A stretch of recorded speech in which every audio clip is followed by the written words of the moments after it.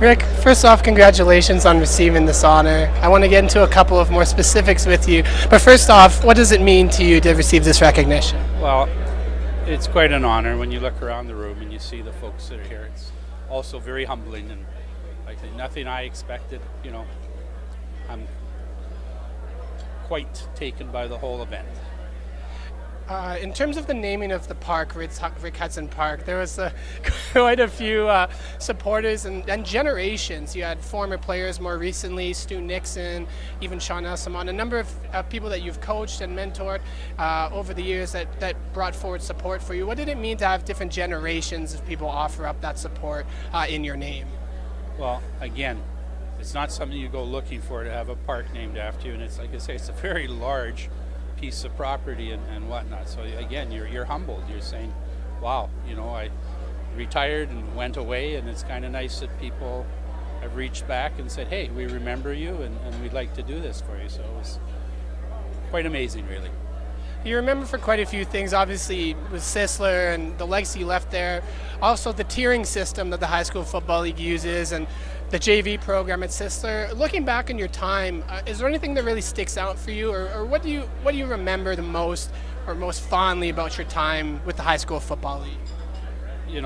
I know we did a number of things, and we're very pleased that the tiering thing, that we were able to convince people that, because it kept a lot of the inner city teams alive that would have died as the suburbs grew, the inner city shrunk, and we would have had a lot of difficulty, and we did, convincing people that no, it's worth saving these teams and these schools. They have a huge history and whatnot, but we were so used to having regular opponents and rivalries, and we had to sort of forget those and say, okay, that was then, but how can we keep this going forward so that there are generations playing football 20, 30, 40 years from now? And yeah, it took a lot of people to rethink things, so we're very, very pleased with that. But what do I really enjoy or remember? It's the kids, the shared humor, the jokes, their music, all these things that kept you young. It was sort of like you never grew old. You were sort of like Peter Pan, because you just kept hanging around 15, 16, 17-year-olds for 40 years. And yeah, I didn't feel like I got very old. Well, Rick, you've left a lasting legacy on this league and the province and football in this province in general. Congratulations on your innovation. Very much. All right, great. Hope we did okay. That's tremendous. Okay, thank you.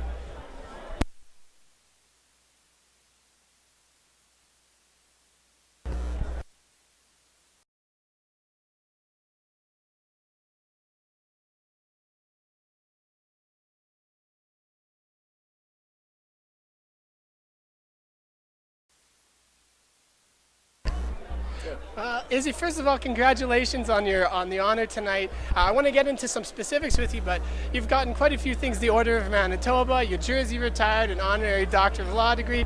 Where does this recognition stack up with everything in your lifetime that you've received?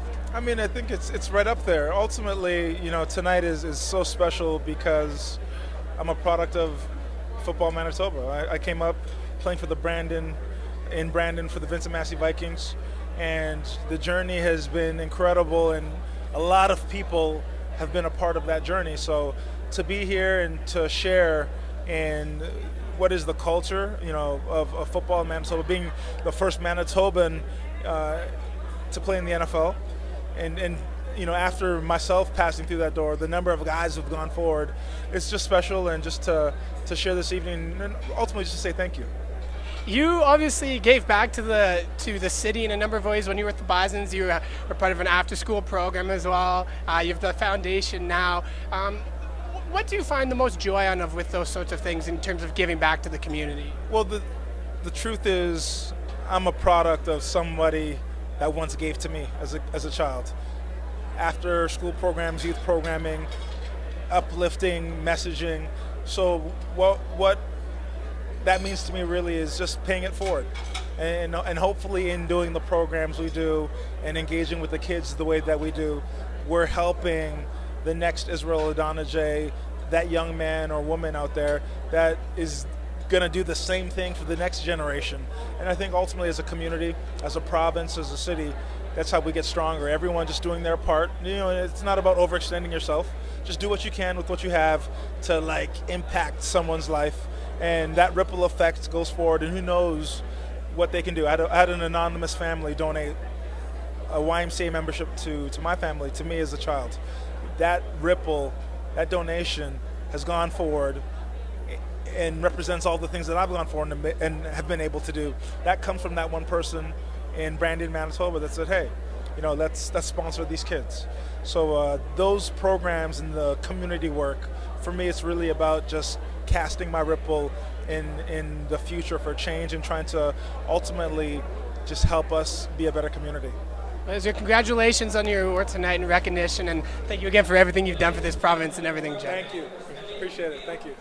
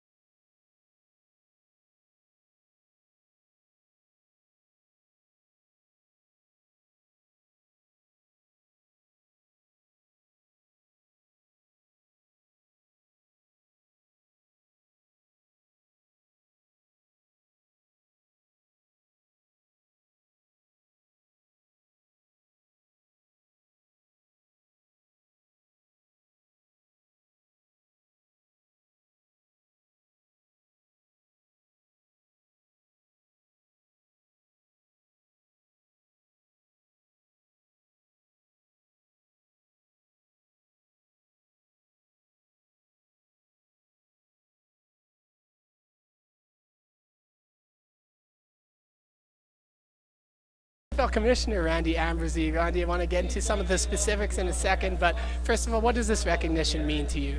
Well, it's really acknowledging a lifetime in the game.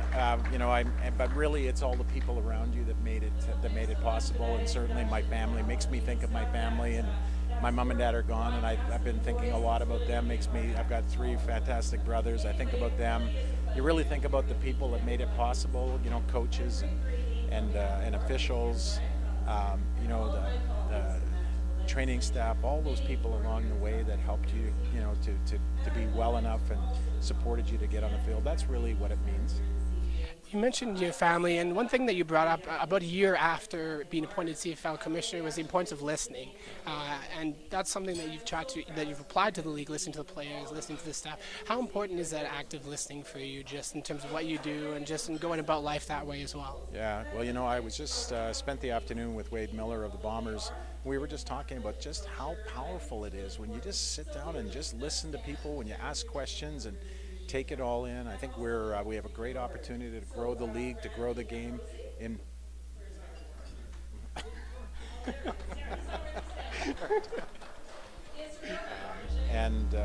I think for me it's following a pattern that I've tried to use throughout my career. I actually saw my mom use the power of listening to be a really effective person, but for me it's really helps me to understand issues and help drive the strategy of the league in a hopefully in a bigger, better direction.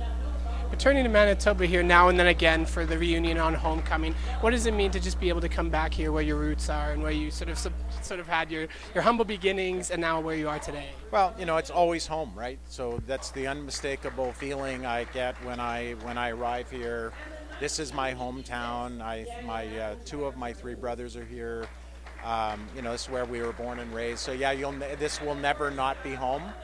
No matter where we are in the world, you'll think of Winnipeg as being the place you're from. And again, then you start thinking of people and all of these amazing people that helped you along the way, and family and friends. So yeah, this is an amazing place.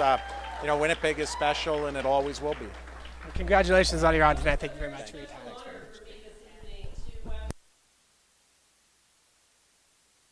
Rick Welchuk, who is also one of the inductees this evening.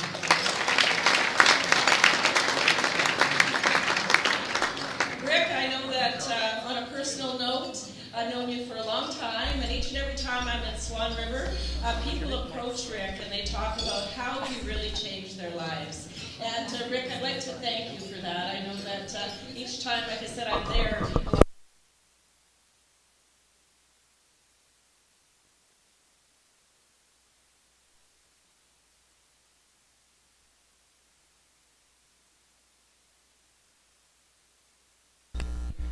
Here with Ken Lazaruk. Ken, first of all, congratulations on this recognition. I just want to start off with asking you, what does this mean to you? Well, it means a lot more now that I've seen what's happening here than when I first heard about it. This is overwhelming. This is really overwhelming. I'm impressed. I'm partially speechless, which isn't usual for me, but it means a heck of a lot. You've done so much, obviously in the CFL, but also just giving back and helping the next generation of officials through workshops, through consultation, counseling, things like that. How important is giving back to the community and helping that next generation in terms of sort of learning the ropes and continuing to grow the league and grow the sport? Well, it shouldn't be something that you have to think about. You have to give back. You know, one of the things that one of our fellows in the local association said to me after I got called up to CFL, and he said to me, a really dear friend, and he helped me a lot, said, don't forget where your roots were. And I never forgot that. And so I said, I won't. And I made sure that I gave back to the local association and the officials with what knowledge I gained throughout the years. It's a must. It's not even something we should think about. So, yeah. You mentioned in an interview once that you go to, when you were an official for the CFL, you went to midfield and sort of just took it all in before every game. Well, why is that so important to you? Well, you know, when I stepped onto the field, like when I first got there in my suit and I just took it all in because you never know when your last game's going to be. And here I am, a CFL official in the Canadian Football League. And I wanted to get my bearings straight too, because when I make an announcement, I have to make sure I stay to the right side. But it's sort of a mind thing to get myself prepared for what's going to come up. You know, I would stand there for about a minute or so, just going through in fast speed what the game's going to do and what I have to do. So it was my way of getting prepared for the game. Well, congratulations, Ken, on your honor tonight, and pleasure. Well, thanks very much.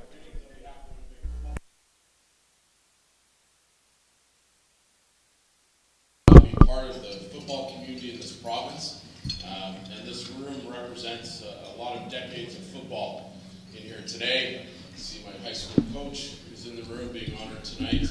Coaches that coached against me said I was a dirty football player. Never true, but you know, and seeing Izzy as well and watching his career just phenomenal. So congratulations to each one of the inductees. We look forward to seeing everybody tomorrow night to a football game. Johnny Manziel's playing, in case you didn't hear.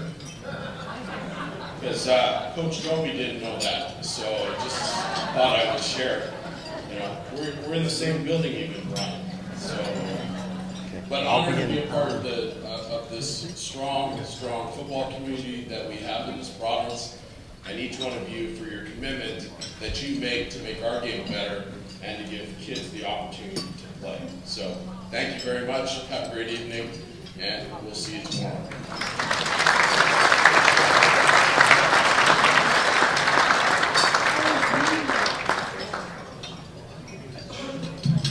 I just want you to know, Wade, that I talked to my agent, and I'm still available. Since I'm good for a pass every 30, 40 years. You can fit me in. So now to talk more about football, I'd like to welcome Bill Johnson, the Executive Director of Football Manitoba. Bill.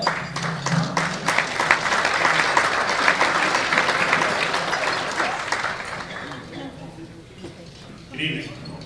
I promise I won't talk for more than a minute or two. I know nobody really wants to hear my stories, and I'm interested to hear some fascinating stories we'll hear from our honorees further on this evening.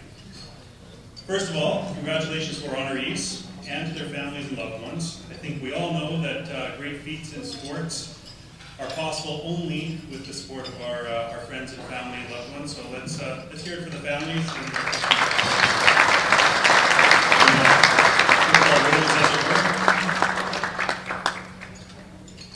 football is a great game. I think we can all agree on that. That's why we're here. Beyond that, I truly believe that it is also a great teacher of important life skills. These men we have gathered to honor this evening all have achieved great things in football, but they've also achieved great things because of football. Because of the leadership, teamwork, dependability, discipline, and many other skills they've learned, they've gone on to become leaders in our society, teachers, officials, coaches of our youth, philanthropists, role models. The game has helped them become the great men that they are today, and I believe that is truly what we are here tonight to celebrate. We have fullbacks, halfbacks, linemen, coaches, and officials in this class of honorees, but we also have teachers, business leaders, pillars of our society. These are the character traits that football has helped to bring to the forefront of these men. They understand what it is to contribute and give back for all that they have achieved. In keeping with the theme of giving back, I want to share with you Football Manitoba's plans for the funds generated from this event. Proceeds from this event are used to help youth football players compete at the highest level possible when finances may be an obstacle for them. The money will be used to fund opportunities for young men and women to play and learn with the hope that they too will learn the skills needed to become the next generation of leaders. Thank you for your support, and please enjoy the rest of your evening.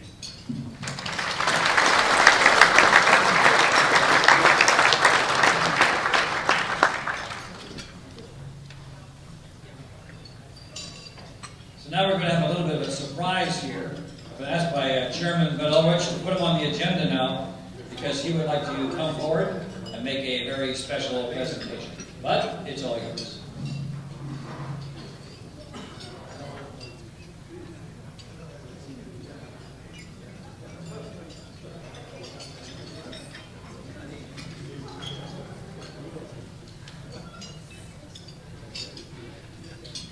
Over the years, there's been a gentleman that has been a very instrumental part of the Football Manitoba Hall of Fame. And this gentleman can't be here this evening because he's coaching football. And needless to say, when you're involved in this game, you make a lot of sacrifices. And I got an email from him last night saying how sorry he was that he couldn't be here. But he knew that his dad would understand and that he did the right thing. And I truly believe, and we all know that he is doing the right thing. At this time, I would like to call on Tanis Wilson to come forward and receive a special certificate for her dad, Jordy Wilson, your brother, Jordy Wilson. Yeah. On behalf of the Football Manitoba Hall of Fame.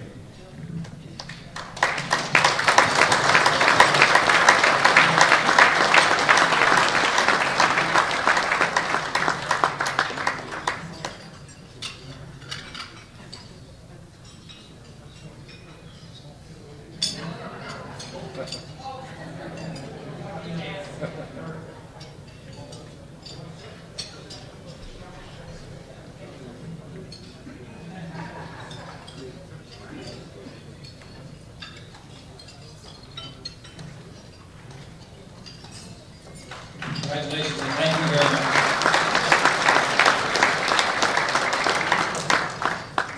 Now I think we've come to the moment we've all been waiting for, our official induction ceremony. And here's how we will proceed.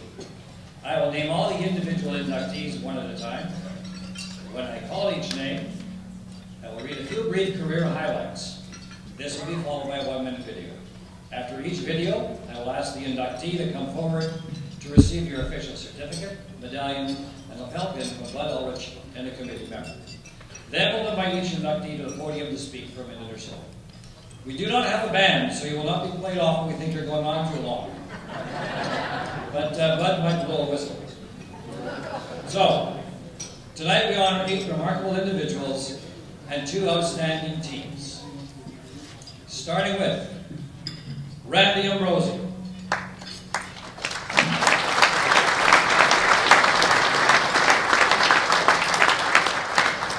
Randy started his football career with Eastside Eagles in 1978.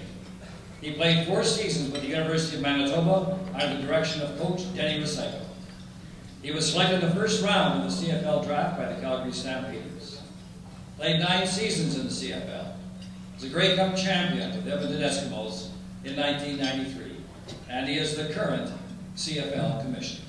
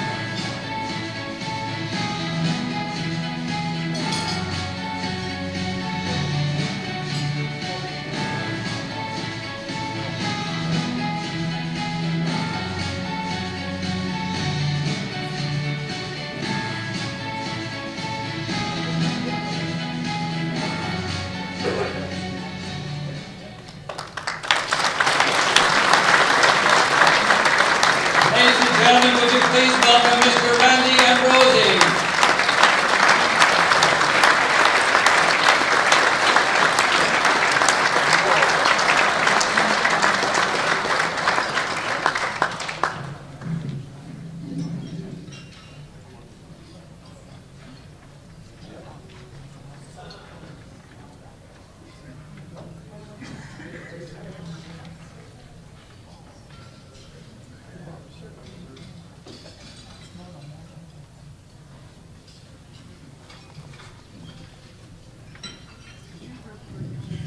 Well, ladies and gentlemen, honored guests, Mr. Cox, it is such a pleasure to be here tonight and be part of this wonderful event. To Football Manitoba, to the selection committee, thank you for finally getting my check and cashing it. Sent those over the many years. It's much appreciated. You know, as I think about standing in front of you tonight, the first thing that comes to mind is all the people that have been part of the journey. You know, all the players that you played with, all the coaches who are part of making football possible for all of us. You know, starting for me at Eastside Eagles, where I first met Al Kimmer, who ended up being my offensive line coach with the University of Manitoba. And you know, the Eastside Eagles started a love of football for me. But I have to start even earlier than that. Thank the Winnipeg Blue Bombers, because my love of football, my brothers and I, our love of football really started with the Bombers. You know, at those earliest days, watching and cheering on our football heroes, and what a big part of our lives the Bombers are, and how important they are in this community. You know, I think about Coach Raceto and all the value that I took, not just from being a Bison football player, but from getting a great education at the U of M, which has really helped me over the years.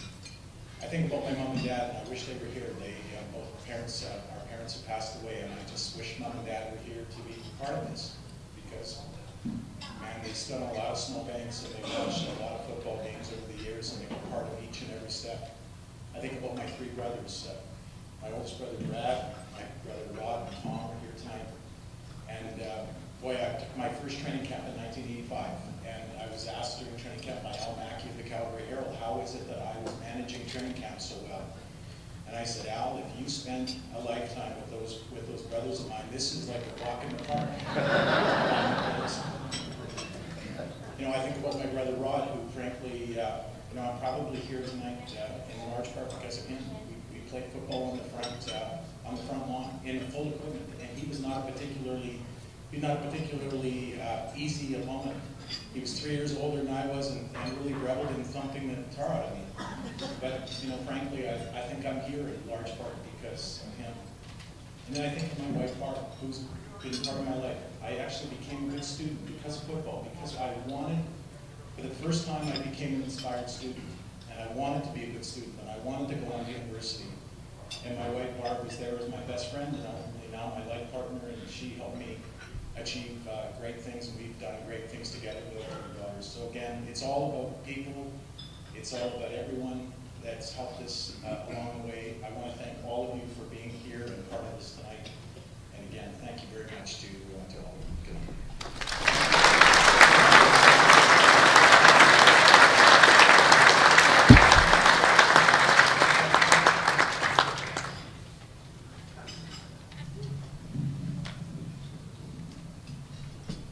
Sit down now. Our next inductee, Rick Hudson.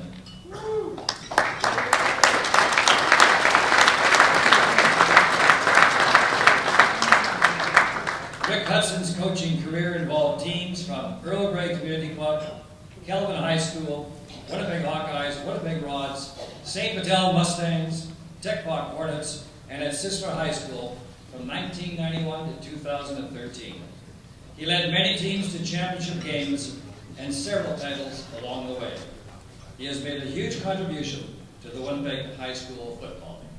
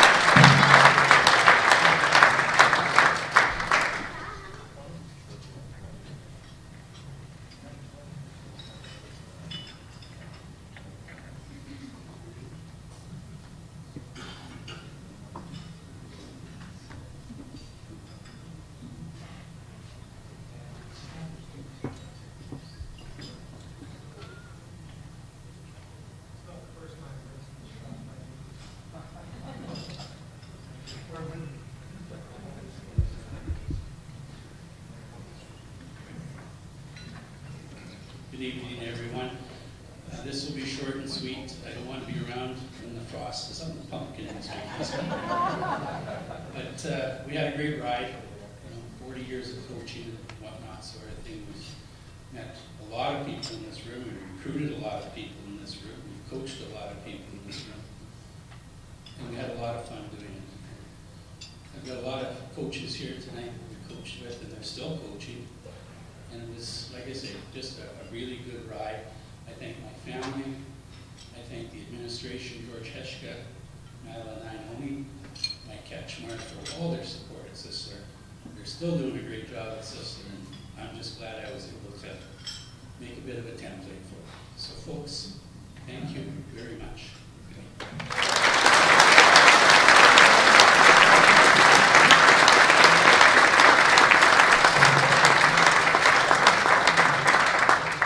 And thank you, Rick.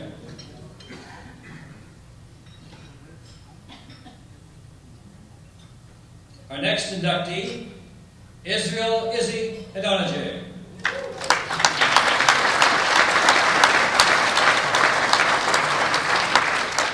Izzy started with Vincent Massey High School in Brandon. He had no interest in football, but after some convincing decided he'd give it a try. After an impressive showing at the University of Manitoba, he became an accomplished player with the Chicago Bears of the NFL. Izzy is committed to helping young people through his foundation. He is the first Manitoban in the NFL, and he is a recipient of the Order of Manitoba.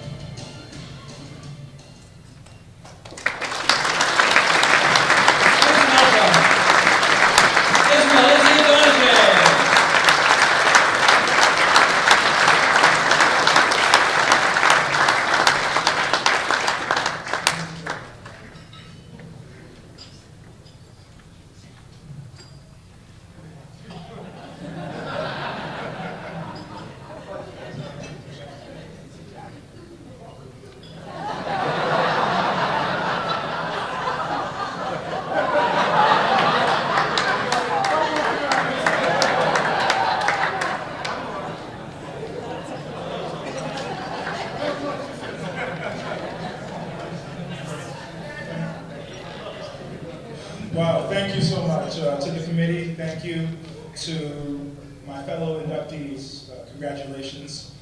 The destination of success is a place that no one achieves alone, regardless of industry or what segment you are in. Truly the case for me in that I did not want to play football.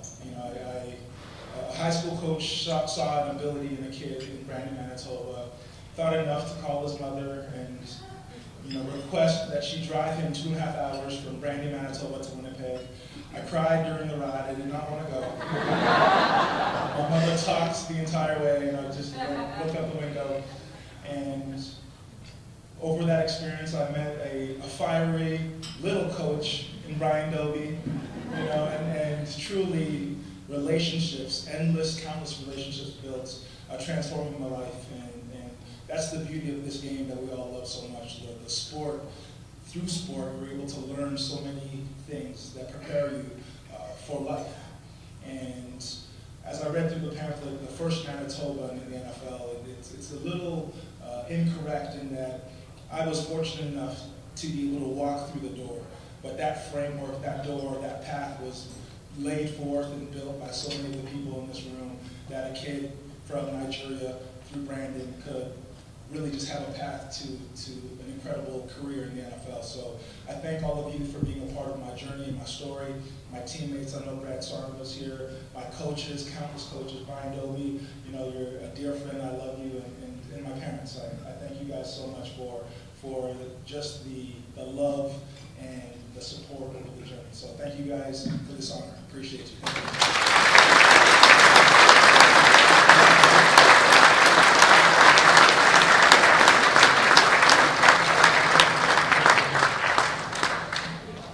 Thank you.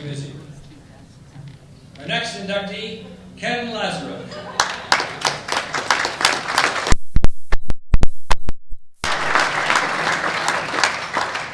Ken began officiating in 1965 with the Manitoba Football Officials Association.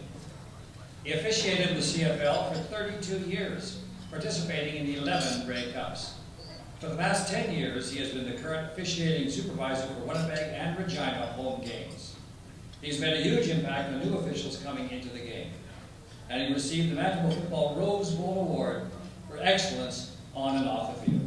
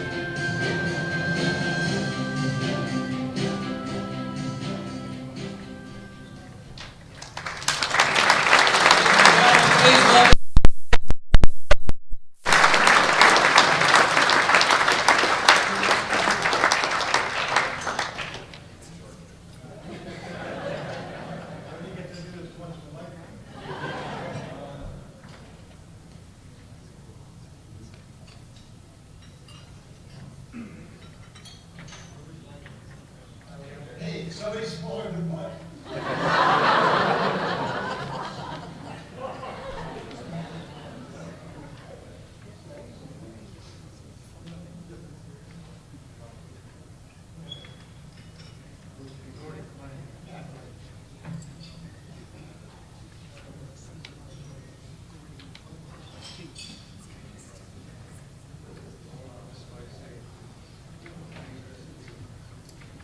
Well, my name's Ken, and I'm a rep.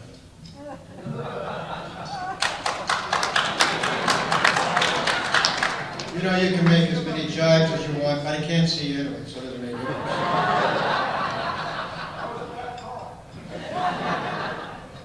As if I haven't heard that before. You know, the two most important days, Mark Twain said, is the day when you were born and the day when you found out why. And I think I found it when I was about 15 years old and I put a jersey on. And it was just natural. And so it led me to a lot of places throughout North America, which I never would have been. For example, being in Shreveport, Louisiana, when Forrest Gregg, remember Forrest Gregg, Green Bay Packers icon, coaching one of the teams after the game, going to the shower, and I'm showering. I didn't know it was a shared shower. Who comes walking in? Forrest Gregg. I learned two things that day. One, I agreed with everything he said. And two, always look a man in his eyes.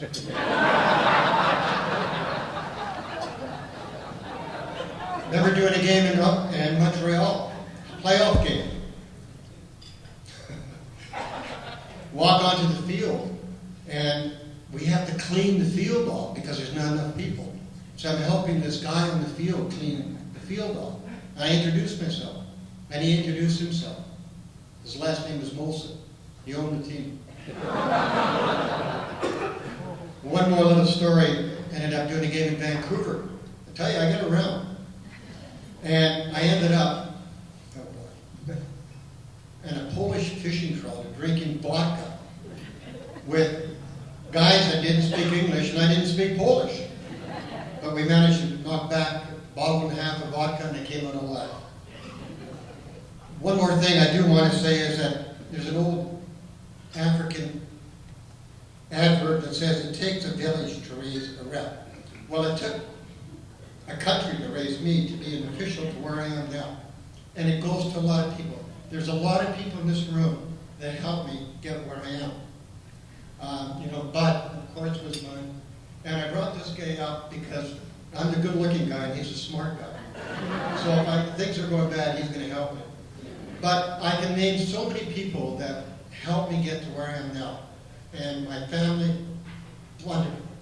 But the lady that's kneeling before me, what she's never done before, has been the biggest support I've ever had. And she knows very little about football. 576 games and she saw 2 games. But she always supported. And my family, Allison, Sarah, and Michael, and their spouses, Grant, and Lindsay, and Derek, I couldn't have better support. And there's people here that helped me tremendously, so thank you very, very much.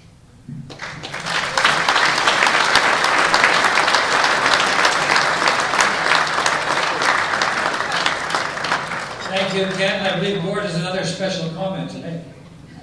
Just a quick note from somebody that couldn't be with us this evening. Congratulations, Ken, on your induction. Your long and successful career in the CFL is well known, but more importantly is your tireless work in developing young amateur officials. Well done. That's from Neil Kenny.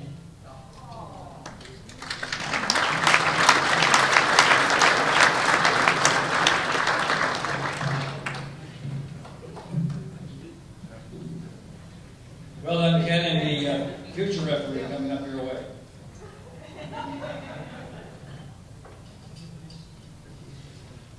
Our next inductee is Paul Normando.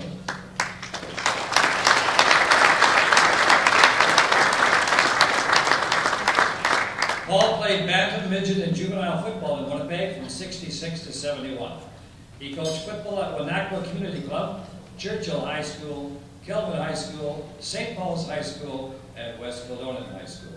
He was also provincial coach in '88 and '92, and head coach in '95. Head coach of Winnipeg Rifles from '07 to '09, and offensive line coach for the U of M in '02 to '03. His teams have won several championships along the way. He was commissioner of the Winnipeg High School Football League from 2010 to 2102.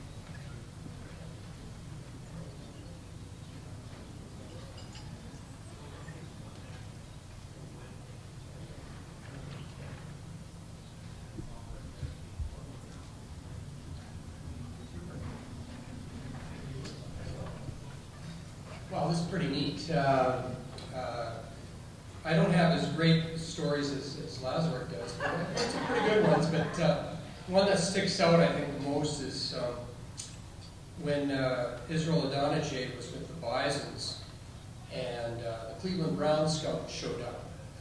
And I know Brian will remember this. There we were in the Butler Hut. And if you know what the Butler Hut was, it's like an outhouse with a lot of beer bottles in it.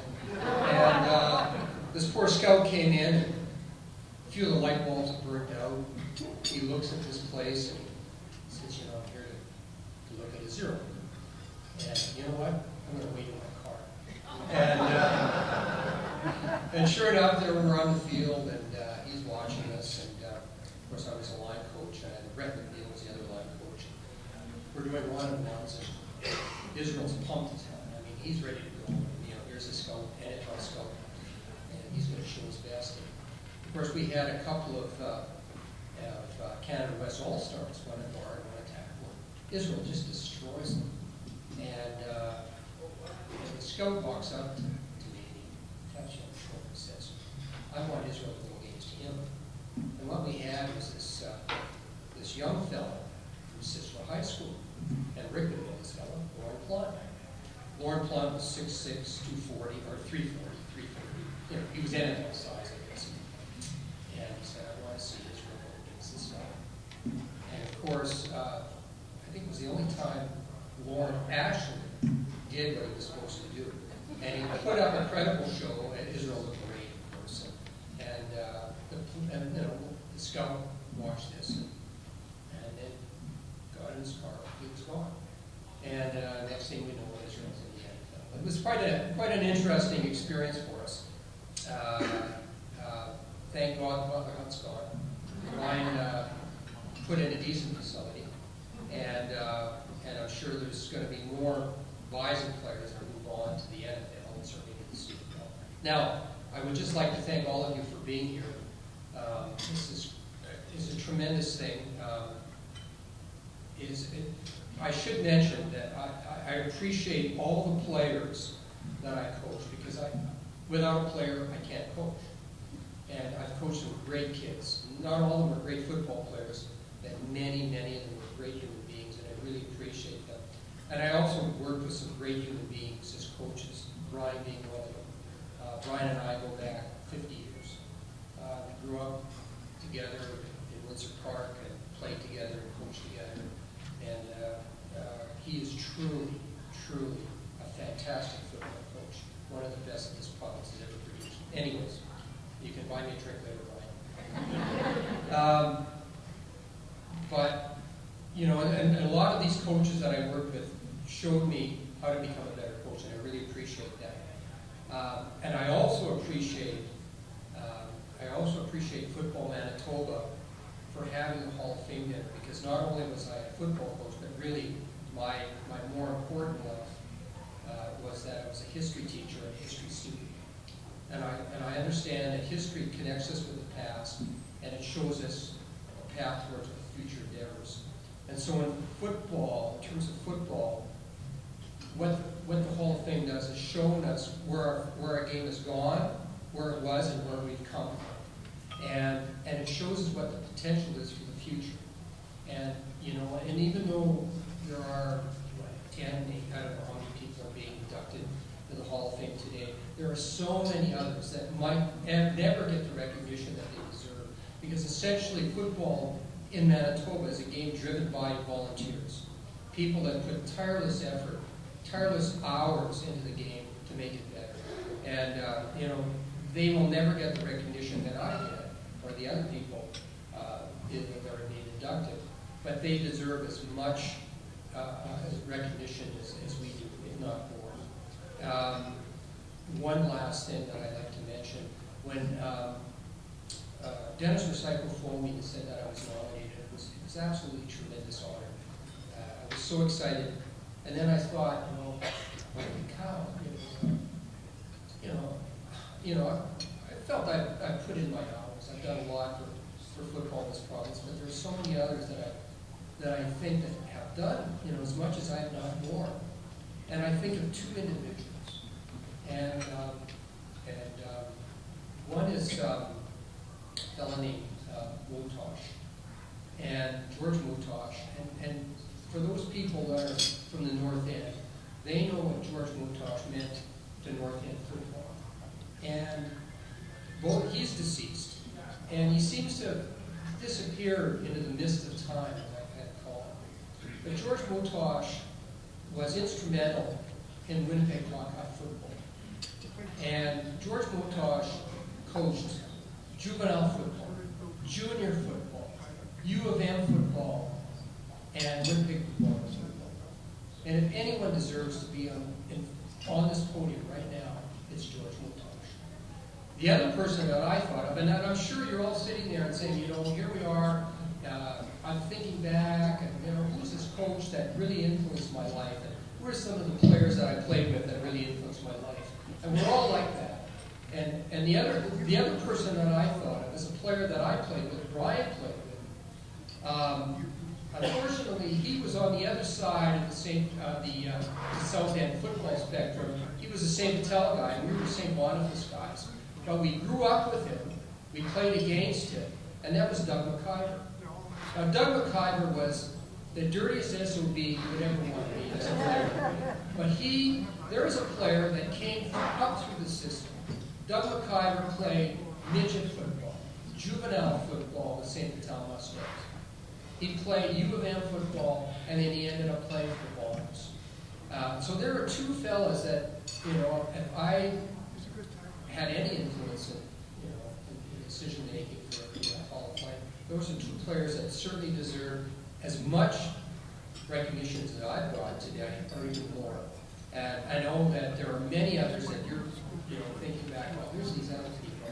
And I think it's the onus is on everybody in this audience to say, geez, I'm going to nominate people. I'm going to nominate other people, because I think that keeps the process going, and that keeps our history alive, and that must make our game so great. Thank you very much.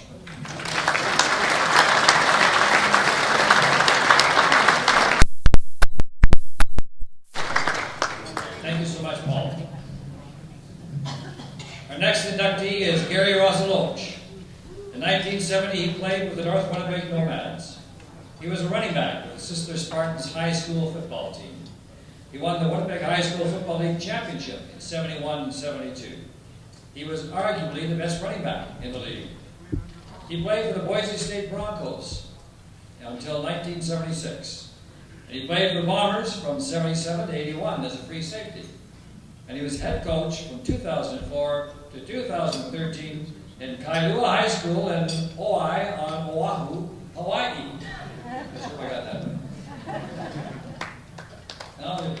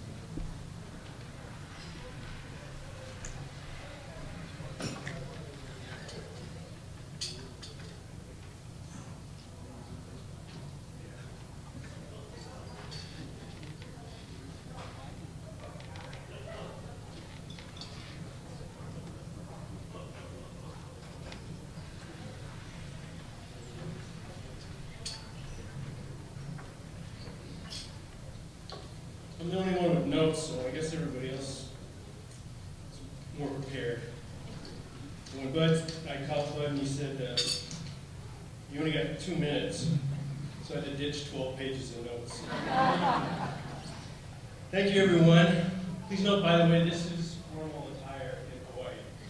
So by Hawaii standards, kukui nut lei is the equivalent of a necktie. Some of you know, Hawaii is my home now. However, Winnipeg is where I was born and raised and spent over half of my 30 years in football. I learned a lot about the game in those 30 years, 17 as a player and 13 as a coach. Frank Bryant in my Sisler Spartan days taught me that playing football requires passion and character. Adam Rita, Steve Dorado, taught me in Boise State that the game needed to be played with intellect and physicality. I tried to combine all of those traits in my 10 years of coaching high school and football. 25 years ago, however, I rededicated my life to Christ. I need to thank Jesus for teaching me so many things about life. One of the most important things the Lord has taught me is to be grateful and appreciative of so many blessings, and I've been truly blessed. I've been blessed by my wife, Darlene, who is here with me tonight. Thank you, dear, for all your love and support. The Lord says children are a blessing. And I've also been blessed to have 7 children and 8 grandchildren. Nicole, Ambrosie, Sean, Jessica, Sierra, Nicholas, and Sky, it's great to be your dad. It's been a challenging year in Hawaii. Hawaii is paradise in a lot of ways, but in this last year we've had volcanic eruptions, hurricanes, and missile alerts. There are not many times in life when you may have only 19 minutes to live. Because there's a message that there's an incoming ballistic missile followed by, this is not a drill. And that's a time to check your soul that you and your family have an eternal destination. Being notified this year that I have been chosen for this honor tonight has truly been a blessing. So thank you all for inductees and the committee for this blessing. I'm truly thankful for everyone. So finally, I'd like to say, merci beaucoup pour cet honneur. Yadusha Gaku Gobi. Mahalo nui loa iakia hanu hanu. Thank you very much for this honor.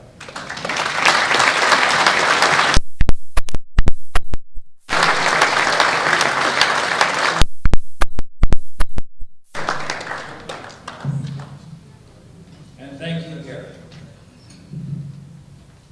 Our next inductee is Bob Toff. In 1949, Bob played for the Earl Grey Community Club. He played for the Kelvin Clippers high school football team, had an incredible 10.4 yards per carry with Clippers.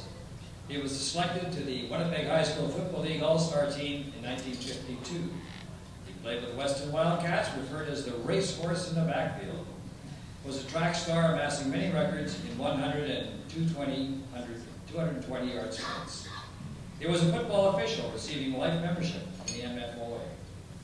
But due to declining health, Bob received his induction into the Football Manitoba Hall of Fame in June of 2017. About Bob.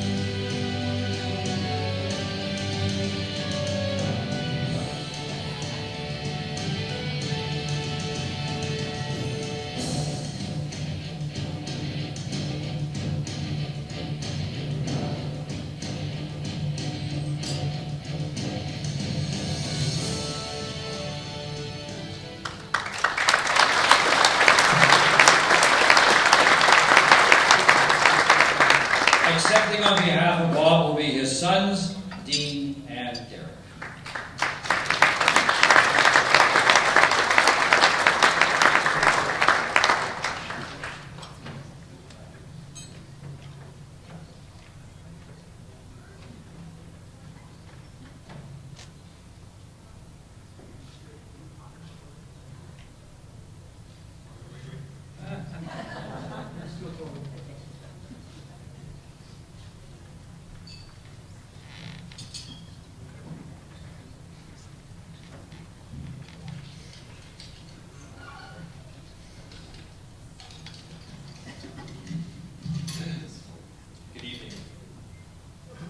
My name is Eric Toth. This is my brother Dean. We are tremendously proud and honored to accept, on our late father's behalf, his induction to the Football Manitoba Hall of Fame. We'd like to thank the induction committee for recognizing his accomplishments and congratulate the other inductees. Our father would have been incredibly proud and truly humbled to be included with such a prestigious group of players, coaches, officials, and teams. We'd like to further thank the induction committee for showing us how special the people are in the Football Manitoba community. In early 2017, we were informed of our father's planned induction in the fall of 2018. And due to his declining physical health and because he wasn't quite as sharp as he used to be, the committee agreed to hold an unofficial induction ceremony for our father in the summer of 2017. This ceremony allowed our father to be recognized for his accomplishments while he was still with us. In the presence of family, friends, and the Football Manitoba family he was so proud to be a part of. For that, my brother and I will be forever grateful.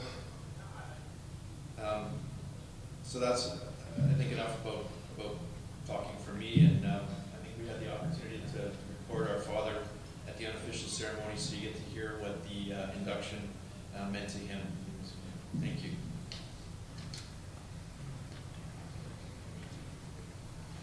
I knew it would be too emotional. See, I can't even say that. Emotional to remember what to say this evening, so I wrote these things down. As you know, as many as you know, football was a big part of my life for roughly 50 years, and I met many great people while I was involved with it. To give you a quick summary, I started playing way back in the 1940s, long before most of you were born. And the 50s team, I won many championships. I coached through 1960s and 70s. One of the teams won the championship 3 years in a row. I then began to referee football, which I did for 15 years. As a member of the Manitoba Football Officials Association, I was able to work on the sidelines and move on to games and meet those great players. In the 1980s and 90s, I returned to coaching, which completed my 50+ years of involvement in this great sport. I'd like to thank everyone for coming this evening and helping me celebrate this amazing event. I feel completely overwhelmed. You said that. And I'm honored to be receiving this recognition at this time. I feel fortunate that I'm still available to receive an award of this magnitude at my age. I would like especially to thank Bud Ulrich, the chairman of Football Manitoba Hall of Fame, and a good friend of mine and the rest of the Hall of Fame committee, for not only considering me for this honor, but selecting me. Thank you very, very much.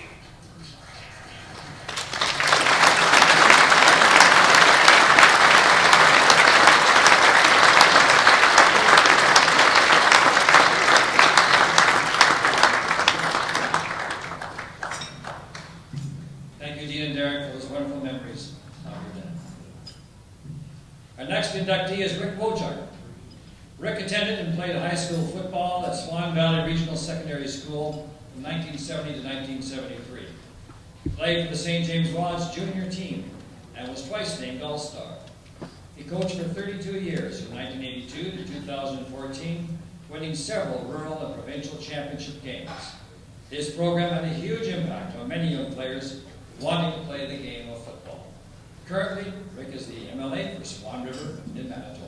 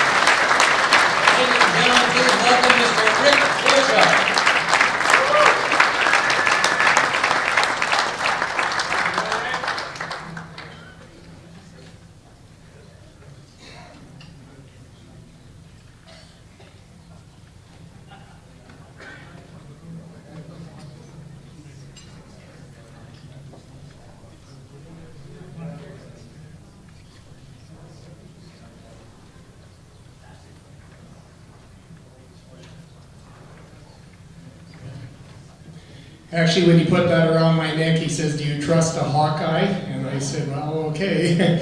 Anyway, I'm very honored, humbled to be up here tonight and be part of this class of 2018 inductees. I want to thank the committee, Bud, and his hard-working committee for putting this evening together and being a part. I'm truly honored and humbled. I want to say thank you to some very important people in my life. Lori, Derek, Brennan. Over the 30-plus years of coaching, there were many suppers when you ate alone, or when I didn't get home until late from a bus trip to Saskatchewan or somewhere in southern Manitoba, or from a Saturday jamboree. Thank you so much for your tolerance. Thank you to the football family, my fellow coaches. And I have a couple of them here tonight, and some of the players who, without their passion, kept spirits high. Even through the season lows. The players whose passion gave you energy when you most needed it. Lucien, you were one of those. Thank you to my high school, junior, university coaches, and one who is being honored here this evening, Coach Hudson, who had the opportunity to coach me in junior football. I know Marsh is also here. And when we look back at our football days, we have been given lasting memories and friendships that are inseparable and are there for a lifetime. We always have stories, and they get better with age. And I have to tell you one story.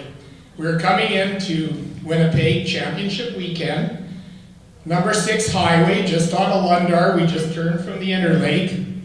Here we're going down the road. We get to Lundar to get gas. This RCMP officer comes up. He comes up to the bus. He says, "Could I talk to the coach?" And I says, "Yeah, I'm the coach." He says, "Well, your number 90 hung a moon to a Greyhound bus on number 6, he said.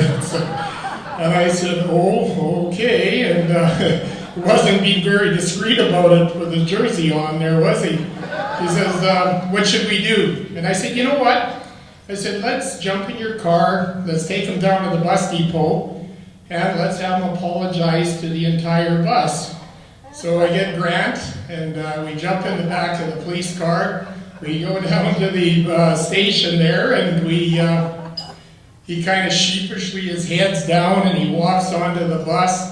He says, "I'm sorry for hanging a moon." And this little, about an 85-year-old lady, she says, "Sonny, you keep those buns in your pants next time," she says. It's all about consequences and some of the great things, and that was a good way. But as coach, if we made that one difference, in a person's life when they came to a dead end, it was so worth it. As coaches, we have the ability, and for that, thank you. Whether we kept 40 young guys off the street and gave them confidence to continue and become role models, be proud for your efforts. In closing, I just want to say congratulations to all my fellow inductees, and congratulations for being a part of this incredible family and incredible sport. Thank you.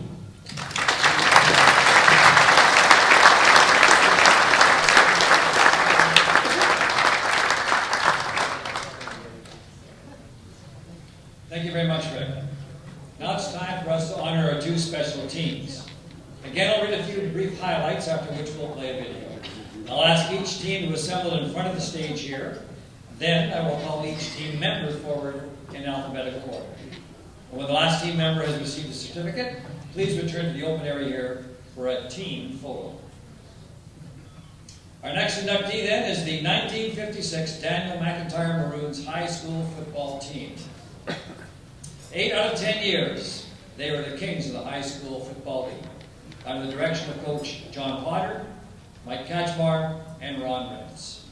1956 Maroons team went undefeated, winning the city championship in a quagmire of gluey mud and icy water. The league all-star team that year included several names from the team, such as Stan Gady, Bill Kolpitz, John Lambs, Jerry Anderson, Ken Williamson, Ernie Kylick, and Brian Palm. The Maroons.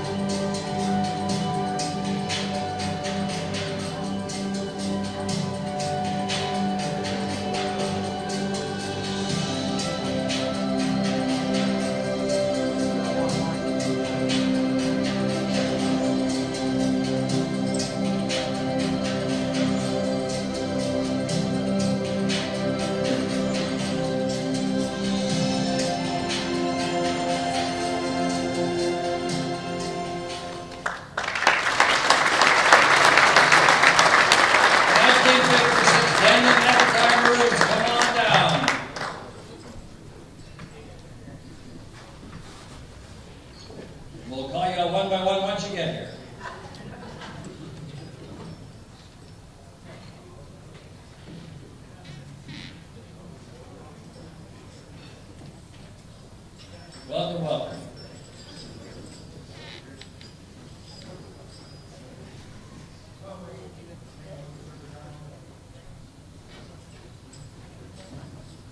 So again, in alphabetical order, Jerry Anderson.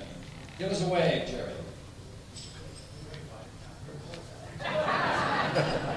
Jerry Anderson. Leroy Clark.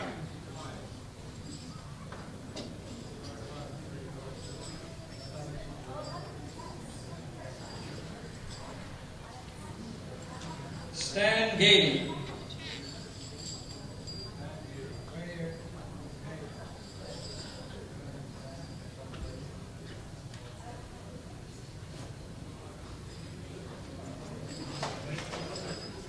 Mike Kachmar.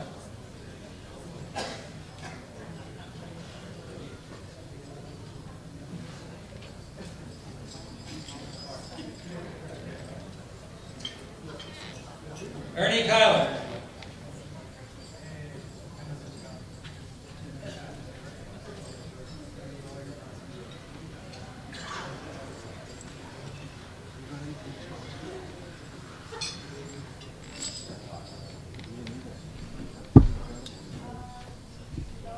John McPhee.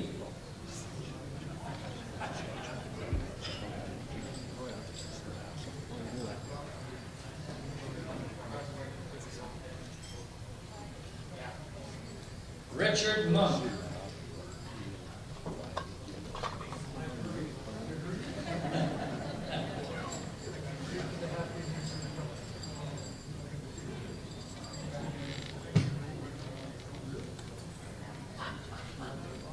Ron Reeder.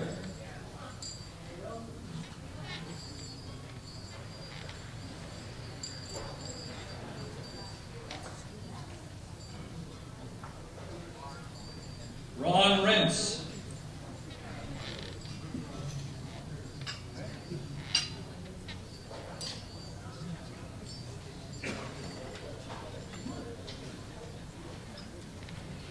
John Roger.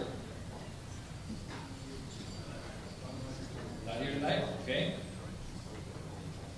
Bob Story.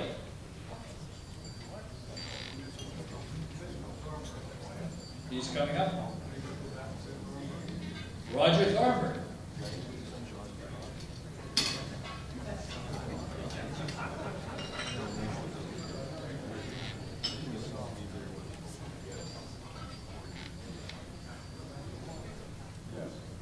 And Don Cesada.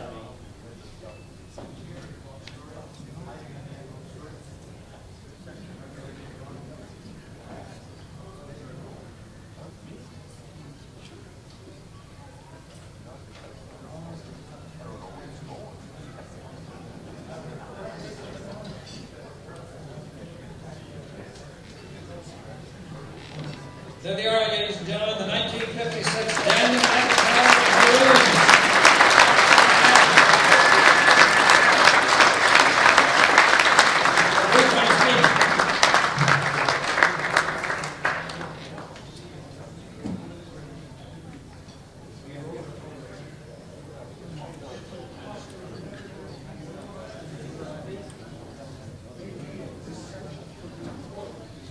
Okay, Ernie Connick is going to speak.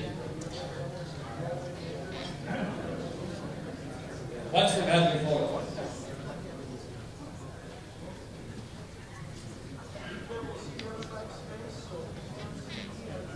I have to admit, I did not know that Mr. Monk had a first name. He's my old high school teacher.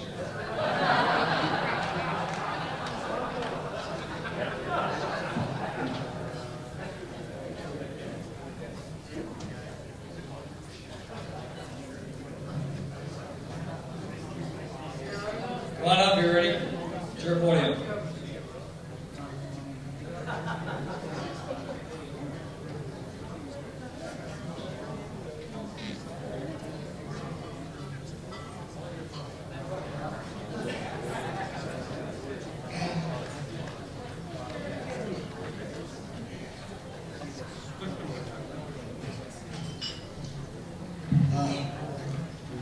Good evening. Thanks to everyone coming to the 2018 Football Hall of Fame induction ceremony. I am going to read off notes. It's an honor for our Daniel McIntyre Maroon team to be inducted along with such accomplished players, teams, officials, and coaches. A special thanks to Bud Ulrich for all his help in this process. Another special thanks to my wife Carol for her assistance in working with those confounded electronic gadgets. Thanks, man. It's good to see everyone else here tonight, including Rob Thornburg and his wife Gloria, who made it all the way in from Vancouver.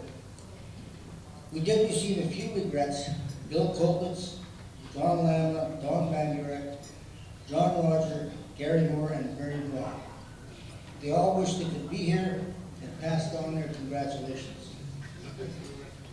The 1956 Daniel McIntyre Maroons went undefeated against formidable foes in 1956. Teams such as Kelvin, Gordon Bell, St. John's, Isaac Newton, St. Paul's, and Techville. Those wins were particularly satisfying because of the quality of players on each team. That was 62 years ago. In fact, that was so long ago, one of our players wasn't really sure if he was on the team.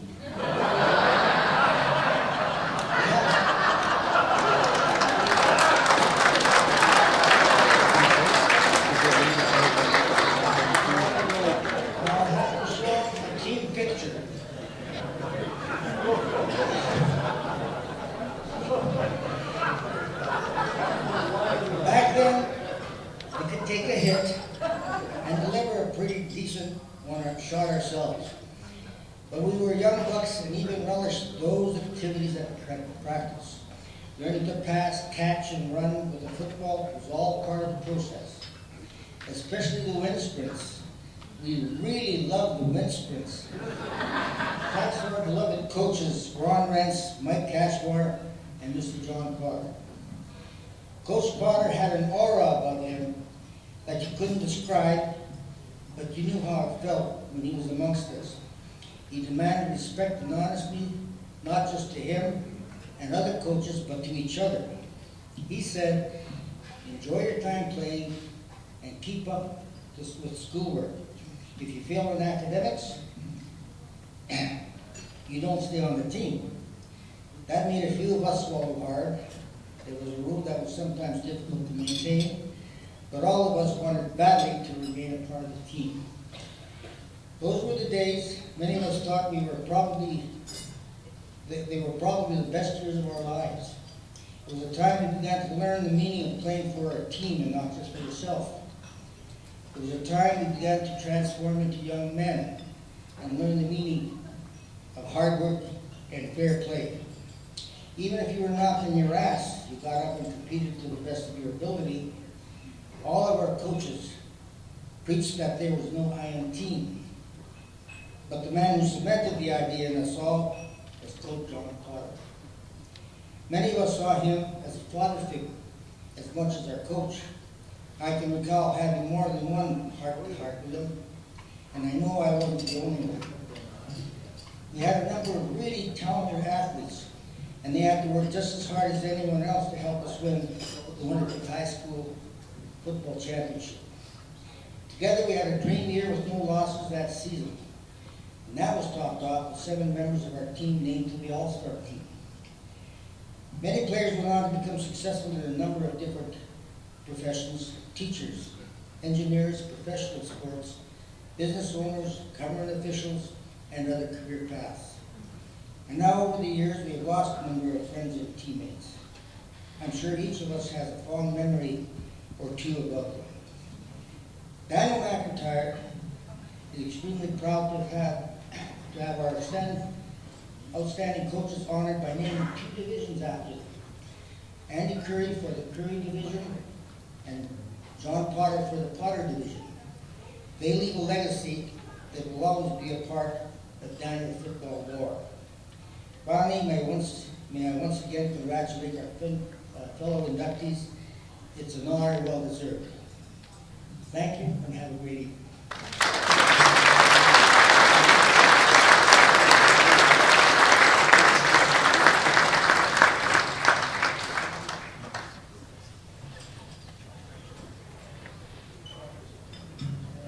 Our next team is the 1968-69 St. Patel Senior Bulldogs football team. They won the last national championship game at the senior level. The Senior Bulldogs were runner-up in the national title in '67. They were national champs in '68 and '69. In 2007, the team was inducted into the Sport Manitoba Hall of Fame. And they still maintain a close relationship with each other, meeting on a monthly basis over several years. The Bulldogs.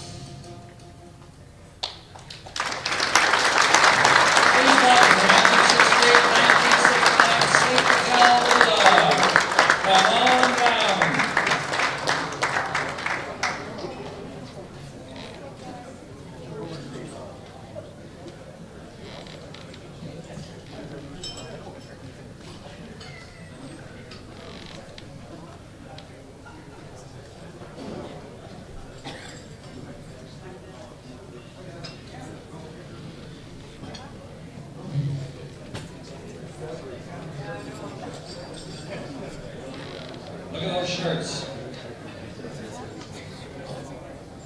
Still a team after all these years.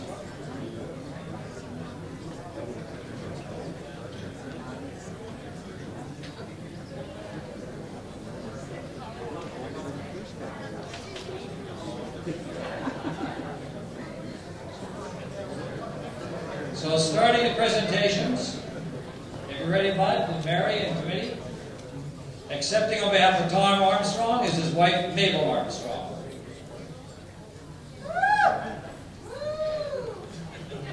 Raise your hand. There we are.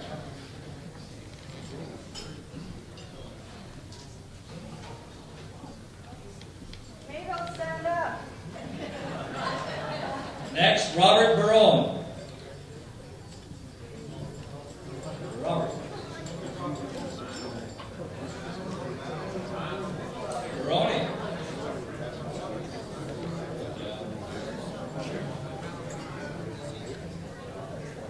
Close yet? Tim Borbridge.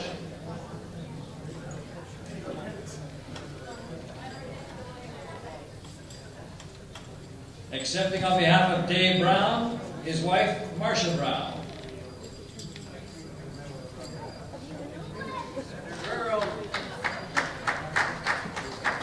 Marcia. Next, Henry Brenner.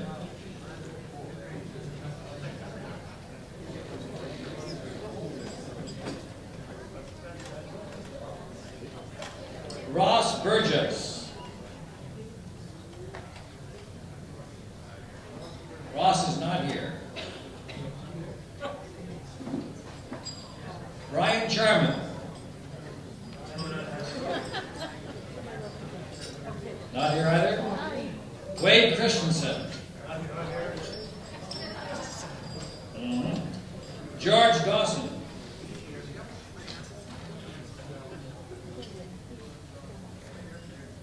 George is here. Barry Freund.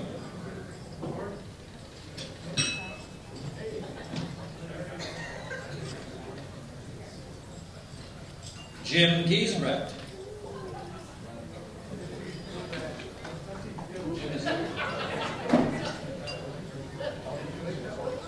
Donna Hargraver. Tom Hefner.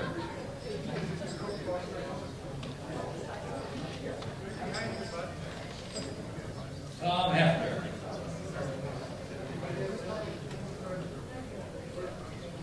Barry Hobday. Barry Hobday.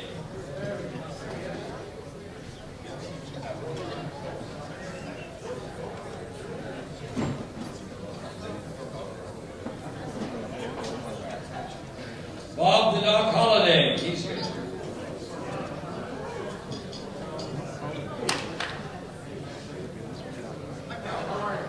Bill Hutton. Bill Hutton's here.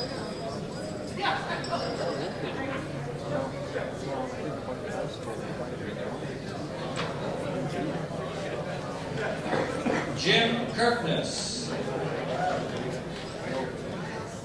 Jim Kirkness.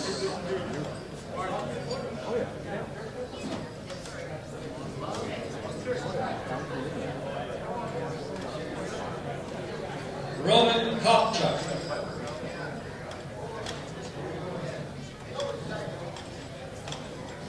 Roman Kopchak.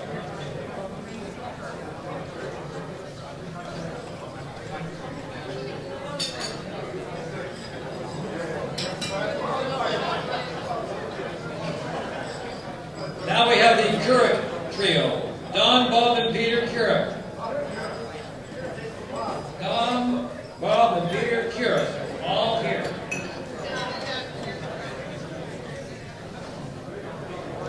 Nice to meet you.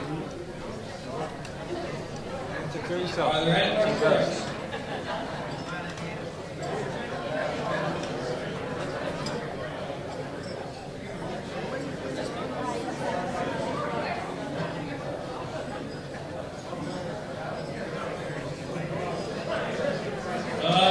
Bob Peter Keurig. Gary Lawler. Is Gary Lawler here? No, he's not here. Gary Larner. Is Gary Larner here? Okay.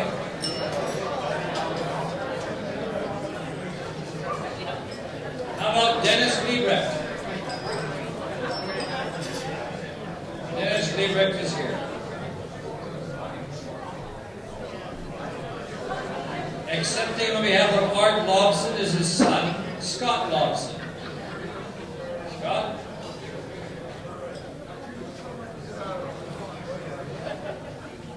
Scott Lobson for Art. Accepting on behalf of Fred McDonald, Louise McDonald.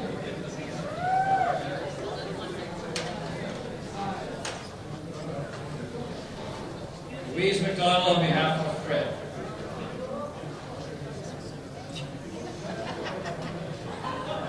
Ron McKenzie.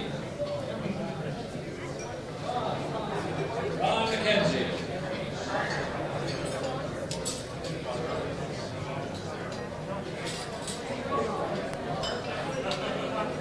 Art March.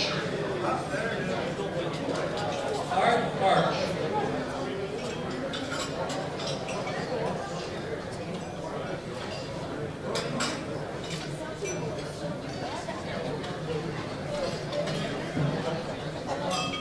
Meach Mouth. Is that correct? Meach Mouth. M-A-U-T-H-E.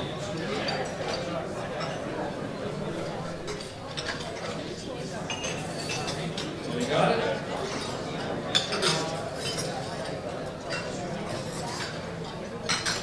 Dennis Meach.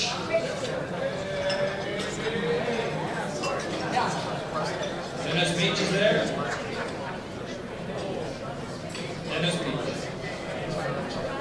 Jerry Morlock. Jerry Morlock, down over here.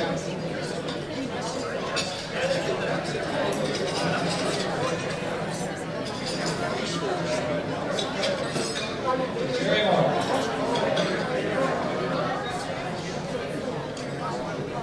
Jerry Newford. Jerry Newford's not here. Okay. Johnny Patterson. Johnny Patterson is but Bruce Purdy is here, I can see him. Bruce Purdy. And then game silver medalist, Bruce Purdy. Mo Renard. I don't think Mo is Mo Renard here.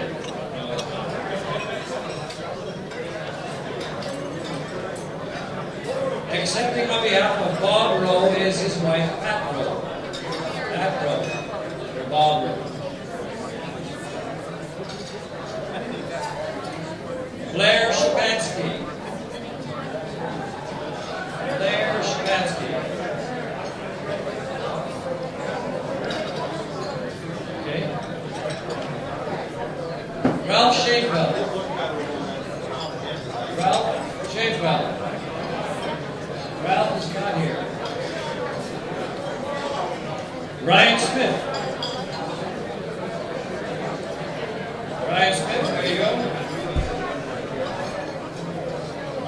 John Smith. John Smith.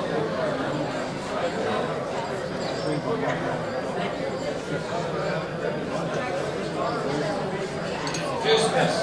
Claude Steves. Claude Steves.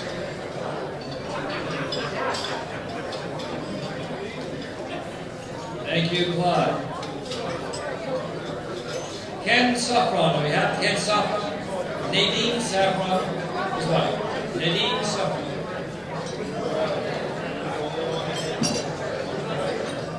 Thank you, Nadine. Jerry Costawara. Jerry Costawara, here he is. Jerry Costawara. You have to fight your way through the crowd to get you to the flag.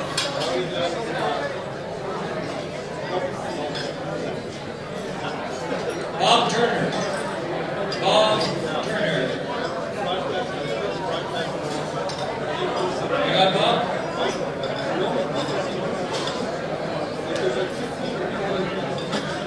Peter Watt. Peter Watt.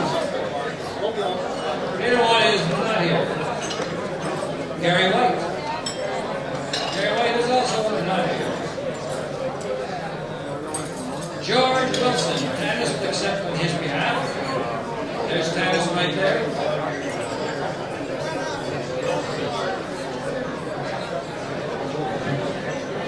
Thank you, Tannis. Ladies and gentlemen, those are your St. Patel Bulldogs from 68 to 69. Let's give them a big hand. Thank you so much. I need a team photo. I need you to bring up those nice white shirts over here. It's photo time. And if you're wearing a white St. Patel shirt over here, please.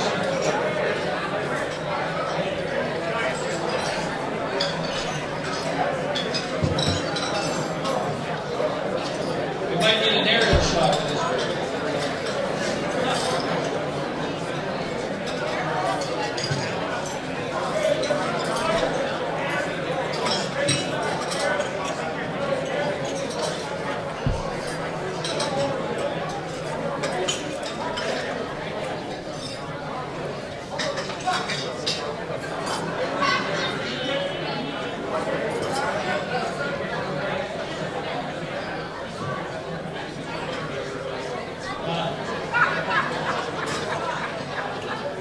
You don't have to take that name either.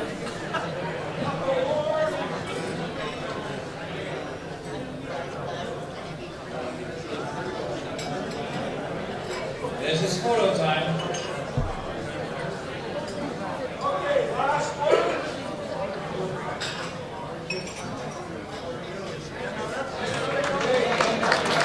Thank you, one and all.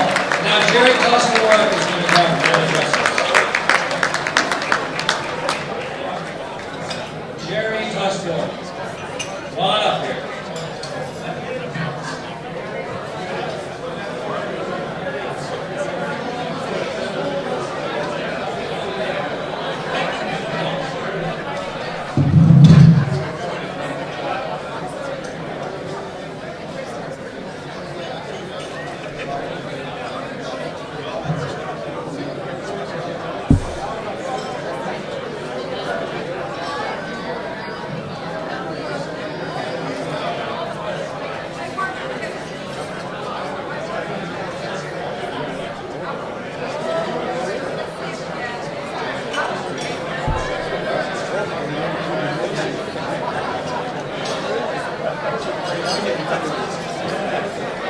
Hello there.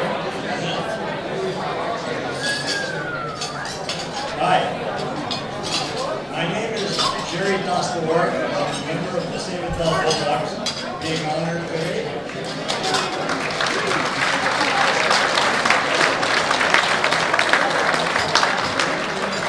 I'm not sure if I should be using this mic at all because when I was chosen to speak for the team, they told me they chose me because I had a loud voice. So don't expect too much. First, the Bulldog team would like to congratulate all the other inductees this evening. And we thank Football Manitoba Hall of Fame Bud Aldrich and his committee for our induction. It seems like only yesterday, but it was 50 years ago in 1968 when our team went undefeated and advanced to the national final for the second straight year. We lost to Toronto Bramley in 1967, but not this year. With the help of home field advantage and a huge Manitoba crowd, and it was huge.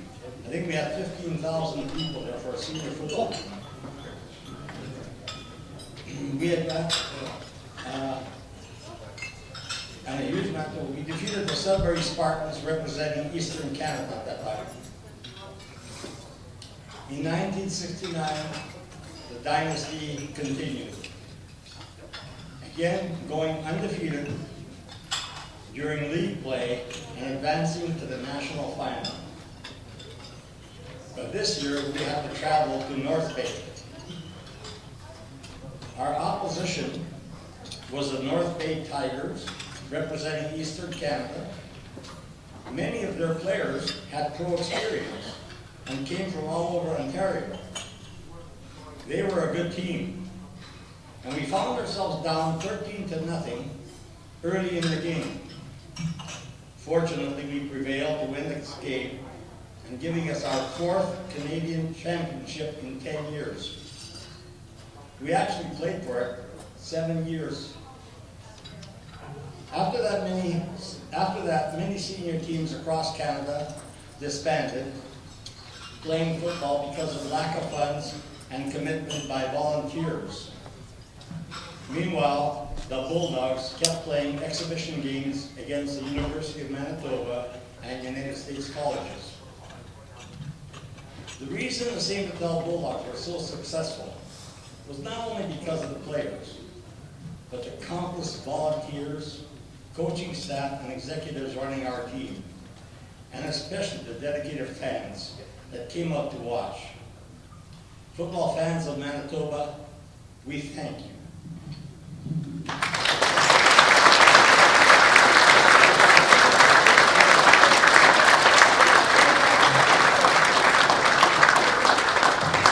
Thank you, Jerry, and all the Bulldogs. I'd like to take a moment today to thank Dean Toth, who you saw here earlier, because he's the genius behind all the audiovisual productions you saw. Where's Dean? And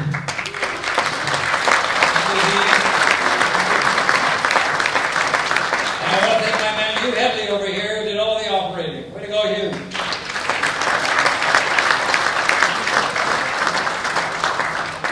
And I'd like to call on Brett L'Esperance, who's the chairman of Football Manitoba, to come forward and say a few words.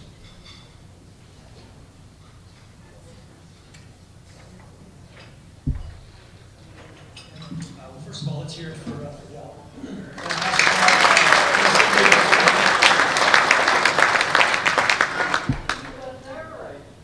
So it's my privilege to say a few closing remarks. I'll be brief. What an amazing event. Well done by the chair of the Hall of Fame committee. So Bud Ulrich and your team, fantastic job. Let's hear it again for that.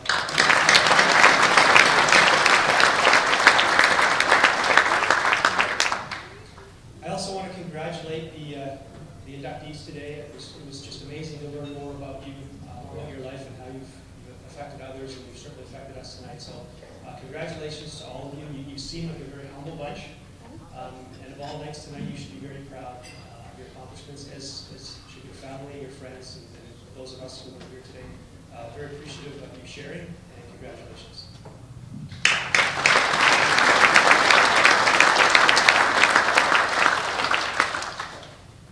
So the last group that I wanted to thank really is just the folks that came out and spent an evening tonight. A lot of preparation went into this event, and it's not possible without having people come and see the event. And to share in the success of those people who were inducted today. So thank you very much for taking the time to join us tonight. Thank you very much.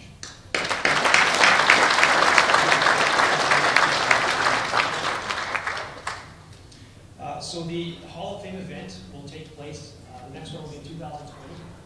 And I recall Paul Norman making a comment that we should be thinking of people that we should be nominating for this prestigious recognition. And if you have anyone that you can think of, please keep that in mind as we prepare for the next event in 2 years.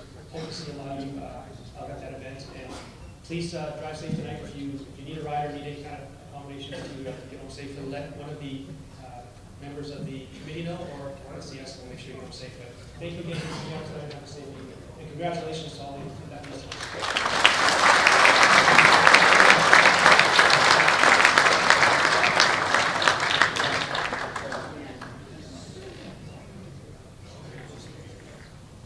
So there's just a little housekeeping left here, including the winners of the raffle draw. So, could Ryan Lobson and Brent Stoner come forward? And we'll let you draw the lucky winners. Ryan and Brent. Here they come.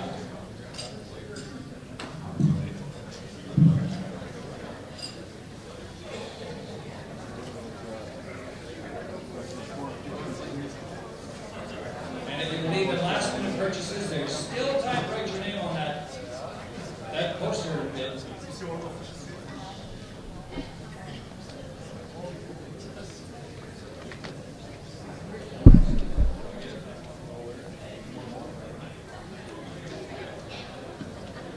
You need to bring the prize list up.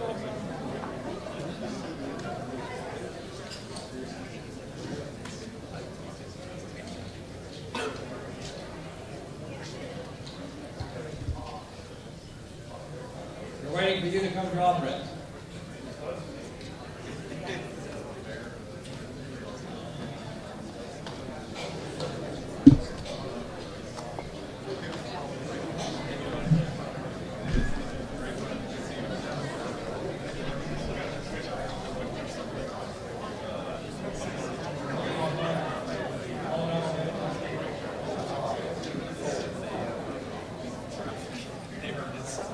Okay, this will be the ticket for the first item. Andrew Harris's autographed jersey. Blue Bombers, Andrew Harris's autographed jersey. Let's pick a ticket and I'll read out the number. How's that? All right. Winning number is 307299.